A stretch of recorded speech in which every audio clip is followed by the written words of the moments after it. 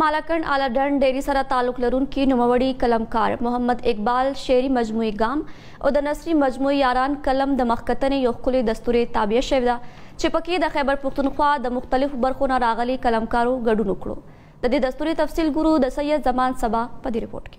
د ادب په لحاظ د ملکن خاوره ډیره زرخیزه ده او په هر دور کې د خاورې داسې لیکوال پیدا کړي دي چې د نړۍ په ګوټ ګوټ کې چېرته هم پښتانه میشته دي د نوم نه خبر دي. د ملکن لیکوال وخت په وخت مشاعرې کوي او د لیکوالو په درناوي کې د دستورو تابع کوي. تیر ورځ د ملکن اعلی ډنډ سیمې سره تعلق لرونکي نوموړي لیکوال محمد اقبال د شعري مجموعي ګام او یاران قلم د مخکتنې یو درنه دستور وشو چې مشري د پښتونخوا نوموړي لیکوال نورالامین یوسفزي وکړه. په دې دستور کې د پښتونخوا د ګډ ګډ نه لیکوالانو ګډون وکړو او د کتابونو د مخکتنې په دې دستور کې مخروان عمر خیل، گوهر علي گوهر، ظفر علي نیاز، فضل محمود سایم، رضوان الله شمال، عدنان احمد خیالي او محمد جاوید خیال د نوموړي لیکوال محمد اقبال په کتابونو خپل مقالې او نظمونه وړاندې کړل.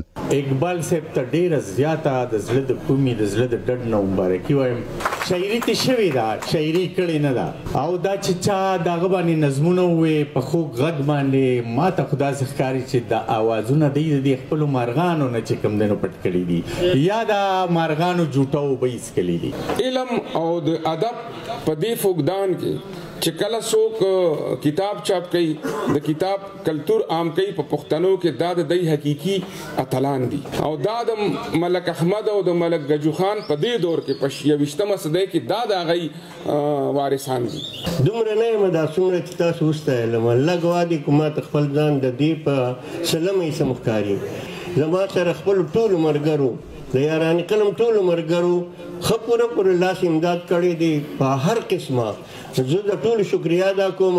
دستوري ته د وینا په وخت ویناوال وویل چې د محمد اقبال په شاعرۍ کې د امن سره مینه او د جنگ نه کرکه په ډاګه ده. لکه چې وایي خدای د خیر پر اختیار راولي چې صلح وکړي زموږ د کلي په چینار کې د مرغو جنگ دی.